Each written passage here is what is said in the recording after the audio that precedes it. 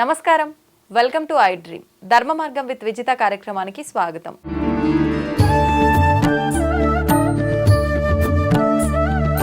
ప్రస్తుతం మనతో పాటు ఉన్నారు వ్యాసోజుల గోపీకృష్ణ శర్మ గారు. ఇప్పుడు వారితో మాట్లాడేద్దాం. నమస్కారం అండి. నమస్తే అమ్మా. అయితే ధర్మం ధర్మం అంటుంటాం. అసలు నిజంగా ధర్మంగా ఉండడం అంటే ఏంటి? ప్రతి ఒక్కరికి కూడా అసలు ఏంటి ధర్మం అంటే, మన పెద్దవాళ్ళు చెప్తున్నారు, పాటిస్తున్నాము. ఆ పాటించేది కూడా మనకు నచ్చినట్టు పాటిస్తూ ఉంటాము, వాళ్ళు చెప్పింది చెప్పినట్టుగా అయితే పాటించము. అసలు నిజంగా ధర్మంగా ఉండటం అంటే ఏంటి? ఉండడం వల్ల నాకు లాభం ఏంటి? నిజంగా నా కష్టాలు ఏమైనా తీరిపోతాయా? నాకు పుణ్యం ఏమైనా వస్తుందా? మోక్షం అంటుంటారు, అలా మోక్షాన్ని ఏమైనా పొందుతానా? ఇలాంటి సందేహాలు చాలా మందిలో ఉంటాయి. అసలు ఏంటండి ధర్మంగా ఉండడం అంటే? తప్పకుండా ఈ ధర్మంగా ఉండడం అంటేనే మనిషి జీవన విధానం.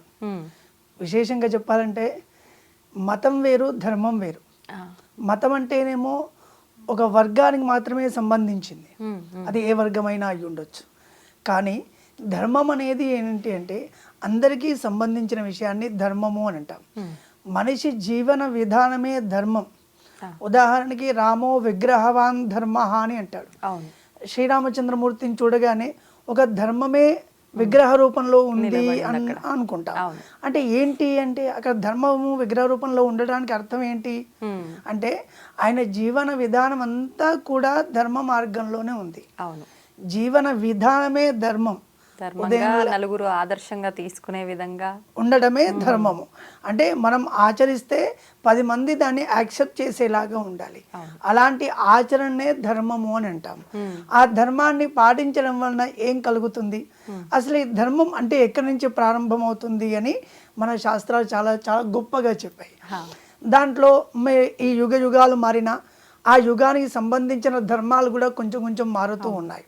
ఆ కాలానికి అనుగుణంగా ఇప్పుడు మనం కృతయుగంలో ఒక ధర్మం ఉండేది, త్రేతాయుగంలో ఒక ధర్మం ఉండేది, ద్వాపర యుగంలో ఒక ధర్మం, ఇప్పుడు మనం కలియుగంలో ఉన్నాం. ఈ కలియుగంలో ఒక ధర్మాలు మనకు చెప్పారు. ఈ ధర్మాలన్నీ కూడా మనుస్మృతి, యాజ్ఞవల్క్య స్మృతి అని కొన్ని స్మృతులు ఉన్నాయి. అంటే ఈ ధర్మాన్ని ప్రబోధించేవి. ధర్మం అంటే ఏంటి, ధర్మం ఎలా ఆచరించాలి, ఏ సమయంలో ఏ ధర్మాన్ని ఆచరించాలి అని మన శాస్త్రాలు చెప్పాయి. దాంట్లో భాగంగానే ఈ ధర్మము అనగానే ఉదాహరణకి మన వేదాలు చెప్తూ ఉంటాయి కదా, అసలు ధర్మం అనగానే ఏంటి, మొదలుగా ప్రారంభమయ్యేది ఎక్కడ అంటే మాతృదేవో భవ పితృదేవో భవ అంటారు. అంటే పెద్దల్ని గౌరవించడం ధర్మం, పెద్దల్ని చూసుకోవడం ధర్మం, వాళ్ళ ఆశీర్వాదాన్ని పొందడం ధర్మం. ఈ ధర్మం అనగానే ఏదో ఒక పుస్తకానికి మాత్రమే, ఏదో ఒక సందర్భానికి మాత్రమే లిమిట్ కాలేదు. మన సనాతన ధర్మంలో సనాతన ధర్మం అంతా కూడా ఉదయం లేచినప్పటి నుంచి రాత్రి పడుకునేంత వరకు, మనిషి పుట్టినప్పటి నుంచి చివరి శ్వాస తీసుకునేంత వరకు ప్రతీది కూడా ధర్మబద్ధమై ఉండాలి. మీరు విద్యార్జన చేసిన, అర్థ సంపాదన చేసిన, ఇంకొక పని చేసిన అది ధర్మబద్ధంగానే ఉండాలి తప్ప ధర్మానికి అతిరిక్తంగా ఉండకూడదు. ఈ ధర్మం అంటే ఏంటి, మంచి పనులు చేయడమే ధర్మం. ఎవరిని ఇబ్బంది పెట్టకుండా మనము సన్మార్గంలో నడుస్తూ 10 మందికి మార్గదర్శనంగా ఉండడమే ధర్మం. ఉదాహరణకి శ్రీరామచంద్రుల వారు. అలా ఈ ధర్మం అంటే ఏంటి, అధర్మం అంటే ఏంటి, మళ్ళీ అక్కడ క్వశ్చన్. అక్కడ వచ్చినప్పుడు వేద ప్రణహితో ధర్మ అధర్మస్తద్విపర్యయ అని అంటారు. ఈ ధర్మం అన్నామండి మనం. ఈ ధర్మం అంటే ఏంటి అంటే వేదం చెప్పింది ధర్మం. వేద ప్రణహితో ధర్మ అన్నారు. వేదం ఏం చెప్తోంది, మనం ఎలా ఉండాలి, యజ్ఞ యాగాదులు ఎలా చేయాలి, మనిషి బాల్యావస్థలో ఎలా ఉండాలి, కౌమారావస్థలో ఎలా ఉండాలి, వృద్ధాశ్రమంలో ఎలా ఉండాలి, ఇవన్నీ కూడా మన ధర్మం చెప్పింది. దాన్ని ధర్మము అంటారు. మరి అధర్మము అంటే ఏంటి, వేదం ఏదైతే చెప్పలేదో అది అధర్మం. చెప్పిన దానికి విరుద్ధంగా చేయడం కూడా అధర్మం. అంటే ధర్మం అంటే వేదం చెప్పింది, వేదం ఏదైతే మనకు శాసిస్తుందో అది ధర్మము. వేదం ఏదైతే చెప్పలేదో అది అధర్మం. ఈ ధర్మ మార్గంలో ఉండడం ద్వారా మనకేం కలుగుతాయి, ధర్మ మార్గాన్ని మనం ఎందుకు ఫాలో కావాలి, ఎంచుకోవాలి, దాన్ని చూసుకోవాలి అంటే మనం ఏ పని చేసినా అది ధర్మబద్ధంగా ఉండాలి. ధర్మబద్ధంగా చేసిన పని కొంచెం నిదానంగా సక్సెస్ అవ్వచ్చు, కానీ అది శాశ్వతంగా ఉంటుంది. కొంతమంది అధర్మబద్ధంగా డబ్బు సంపాదిస్తూ ఉంటారు, కానీ కొన్ని రోజులకు అడ్రస్ లేకుండా పోతారు. మనం కొన్ని వేల మందిని ఉదాహరణగా తీసుకోవచ్చు.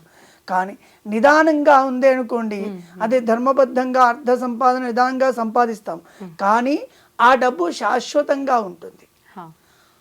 ఈ శరీరానికి ఏదైనా అనారోగ్యం కలిగినప్పుడు డాక్టర్ దగ్గరికి వెళ్ళి నాకు గంటలో ఈ రోగం తక్కువ కావాలి అంటే ఆయన ఏం చేస్తాడు, మనకి శరీరానికి తట్టుకోలేని డోస్ని ఇచ్చేసి ఆ మోతాదుకి మించి మనకు ఇచ్చి అక్కడ ఉన్నటువంటి రోగాన్ని నయం చేస్తాడు. అంటే మన కోరికే అది, ఆయన కావాలని చేయడుగా, మన కోరికే అది. ఆ కోరికలో ఒకవేళ నీకు నిదానంగా కావాలి అనుకుంటే ఒక టాబ్లెట్ ఇచ్చి, దానికి తగ్గకపోతే కొన్ని రోజులకు ఇంజెక్షన్ చేసి, ఇంకొంచెం తగ్గకపోతే ఒక నెర్వ్ ఇంజెక్షన్ చేసి, అంటే ఒక స్టెప్ బై స్టెప్ ఇట్లా వెళ్తూ ఉంటారు. కానీ లేదు నాకు తొందరగా తగ్గిపోవాలి అంటే ఏం చేస్తాడు, ఏదో ఒక ఆయన చేసిన డోస్ దానికన్నా ఎక్కువ ఇచ్చేసి దాన్ని తగ్గిస్తాడు. కానీ దాని విపరీతం ఎట్లా ఉంటుంది, శరీరంలో ఏదో ఒక అంగానికి ఆ ప్రాబ్లం వచ్చేస్తుంది. ఆ మాట డాక్టర్ కూడా చెప్తారు, ఎందుకంటే డోస్ ఎక్కువ పడింది కాబట్టి ఒకటి ఏదో శరీరంలో ఇబ్బంది కలుగుతుంది, కనబడుతుంది అంటారు. అట్లానే ధర్మబద్ధంగా జీవనాన్ని కొనసాగిస్తే నిదానంగా అయినా ఫలితం దక్కుతుంది. అధర్మబద్ధంగా జీవనాన్ని కొనసాగిస్తే మనకి శరీరానికి మించిన డోస్ వేసుకుంటే పాటు ఎట్లాగా పోతుందో అట్లా అధర్మబద్ధమైన జీవనం ద్వారా కొన్ని రోజులకు పేరు లేకుండా పోతుంది, అది ఖచ్చితంగా. ఈ ధర్మాన్ని ఆచరించే సందర్భంలో మన శాస్త్రం ప్రతి ఒక్కటి చెప్పింది. పిల్లలకి ఏ ధర్మాలు, ఆడవాళ్ళకి ఏ ధర్మాలు, మగవాళ్ళకి ఏ ధర్మాలు, ముసలి వాళ్ళకి ఏ ధర్మాలు అని ప్రతీది కూడా విభజించి ఉంది. ఒకరి ధర్మం ఒకరికి పాటించడానికి లేదు. కొంతమంది చాలా అతి విజ్ఞానవంతులు మాట్లాడుతుంటారు, కొంత ఇంతవరకే వీళ్ళకి ధర్మమా, మాకెందుకు లేదు అంటే మమ్మల్ని చిన్న చూపు చూస్తున్నారా అనే మాటలు కూడా కొన్ని వినపడుతుంటాం. మన లోకంలో చూస్తుంటాం, పోలీస్ వాళ్ళే పోలీస్ డ్రెస్ ఎందుకు వేసుకోవాలి, ఒక అడ్వకేట్ వేసుకోవచ్చు కదా అంటే ఒప్పుకుంటారా, మన ఎవరు ఒప్పుకోరు కూడా. ఒక అడ్వకేట్ వేసుకోవాల్సింది ఇంకొక డాక్టర్ వేసుకుంటే అవుతుందా, అవ్వదు. అంటే ఒక్కొక్క డిపార్ట్మెంట్కి ఒక్కొక్క డ్రెస్ కోడ్ అని, వాళ్ళు ఉండే విధానం అని వాళ్ళకు ఒక మాట మన న్యాయ వ్యవస్థ చెప్పింది. దానిలో కూడా మన ధర్మంలో ప్రతి ఒక్కరికి కూడా ఒక్కొక్క ధర్మాన్ని విభజించారు. ఆ ధర్మాన్ని ఆచరిస్తే మనకేం కలుగుతుంది అంటే శ్రేయస్సు కలుగుతుంది. శ్రేయస్సు అనగా ఇహము పరము. ఈ జీవనం కొనసాగించిన రోజులు సుఖంగా ఉంటాం, సంతోషంగా ఉంటాం, మీకు కావాల్సినవన్నీ వస్తాయి.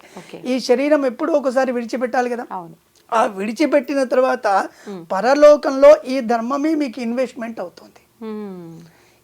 ఇక్కడ నుంచి శరీరం విడిచిపెట్టి వెళ్తాం కదా, వెళ్ళిన తర్వాత అక్కడ మనకు ఒక సహాయం కావాలి కదా, అది ఏంటి అంటే మనం ఇక్కడ చేసిన ధర్మమే అక్కడ ఇన్వెస్ట్మెంట్. ఆ ఇన్వెస్ట్మెంట్ ఏమవుతుంది, అక్కడ మనల్ని కాపాడుతుంది మనం చేసుకున్న ధర్మం. అందుగురించే ధర్మం చాలా పెద్ద విస్తారమైన విషయం. దాంట్లో ధర్మాన్ని ఆచరించాలి. అన్నిటికంటే మొదలు ఏంటి అంటే మన ఇంట్లో పెద్దలు చెప్పిన ధర్మాన్ని ఆచరించాలి. దశ పూర్వేశం అంటాం, 10 తరాల వెనకాల నుంచి మన ఇంట్లో ఏ ధర్మాన్ని అయితే ఆచరిస్తూ వచ్చారో అవశ్యం పితురాచారం అంటాం. ఆ ధర్మాన్ని ఖచ్చితంగా ఆచరిస్తే మనకు శ్రేయస్సు కలుగుతుంది. దాని ద్వారా మాత్రమే శ్రేయస్సు కలుగుతుంది తప్ప పరధర్మాన్ని ఆచరిస్తే శ్రేయస్సు కలగదు. ధర్మాన్ని ఆచరిస్తూ ఉన్నాం, ఆ ధర్మంలో ఏంటి స్వధర్మం అని అంటాం, పరధర్మం అంటాం, దశ పూర్వేషాం అంటాం. 10 తరాల నుంచి అంటే మన వెనకాల 10 జనరేషన్స్ ఏ ధర్మాన్ని అయితే ఆచరించారో ఆ ధర్మాన్ని ఆచరించడం వలన మనకు శ్రేయస్సు కలుగుతుంది. అలా చూస్తే మన భారతదేశం అంతా కూడా సనాతన ధర్మాన్ని మాత్రమే ఆచరించే వాళ్ళేమో అని ఒక క్వశ్చన్ కూడా మనం చూడొచ్చు. ఎందుకు కొన్ని సంవత్సరాలు, కొన్ని వందల సంవత్సరాల క్రితం భారతదేశం అంతా కూడా సనాతన ధర్మం ఉండేది. ఆ సనాతన ధర్మంలో వేరే వాళ్ళ ద్వారా కొంచెం దానికి లోభపడో, మోహపడో, లేకపోతే భయపడో ఏదో ఒక దాని ద్వారా వేరే ధర్మాన్ని ఆచరించారు. కానీ స్వధర్మాన్ని ఆచరించడం వలన శ్రేయస్సు కలుగుతుంది. మన ఇంట్లో తల్లిని మనం పూజిస్తే మనం సంతోషంగా ఉంటాం, మన అమ్మ సంతోషంగా ఉంటుంది. కానీ పక్కింటి ఆంటీకి వెళ్ళి ఆమెకు పూజ చేయాల్సిన అవసరం ఉందా అంటే లేదు. మనం మొదలుగా మన తల్లిని మాతృదేవోభవ పితృదేవోభవ అని మన తల్లిదండ్రులను చక్కగా చూసుకోవాలి. మన తల్లిదండ్రులను చక్కగా చూసుకోకుండా నేను 10 వృద్ధాశ్రమాలు నడుపుతానండి అంటే ఉపయోగం ఉందా? ఇంట్లో తల్లికి అన్నం పెట్టని వాడు నేను వృద్ధాశ్రమాల్లో 1000 మందికి భోజనం పెడుతున్నా అంటే ఉపయోగం ఉందా? లేదు. అట్లానే నీ ధర్మాన్ని నువ్వు ఆచరించాలి. స్వధర్మాన్ని ఆచరించి మన పెద్దలు మన వెనకాల ఉన్న వాళ్ళందరూ కూడా ఏ ధర్మాన్ని అయితే మనకు చెప్పారో ఆ ధర్మాన్ని ఆచరిస్తూ పరధర్మాన్ని గౌరవించాలి. పరధర్మాన్ని ఆచరించాల్సిన పని లేదు. స్వధర్మాన్ని ఆచరించాలి, పరధర్మాన్ని గౌరవించాలి. మన సనాతన ధర్మం ఎప్పుడూ కూడా ఏ ధర్మాన్ని ఇబ్బంది పెట్టదు, ఏ ధర్మాన్ని నిందించదు కూడా. అలాంటి గొప్పైన ధర్మమే సనాతన ధర్మం. సనాతన ధర్మంలో ధర్మాన్ని పాటించిన ప్రతి ఒక్కరూ కూడా యుగాలు మారిన చరిత్రలో నిలిచిపోయారు. అలాంటి గొప్పదైన ధర్మమే సనాతన ధర్మం. ఈ ధర్మము ఈ మతానికి ఒక హిందువులకే, ఒక క్రైస్తవులకే, ఒక ఇంకొకరికే అనే ఒక నియమంతో ఉండలేదు. ఈ ధర్మం అంతా కూడా అందరికీ యూనివర్సల్ లాగా ప్రతి ఒక్కరికి కూడా ఈ ధర్మంలో చెప్పిన విషయాలు నేర్చుకుంటే ఖచ్చితంగా శ్రేయస్సు పొందుతారు. నిజంగా చాలా చక్కగా వివరించారండి. ధన్యవాదాలు.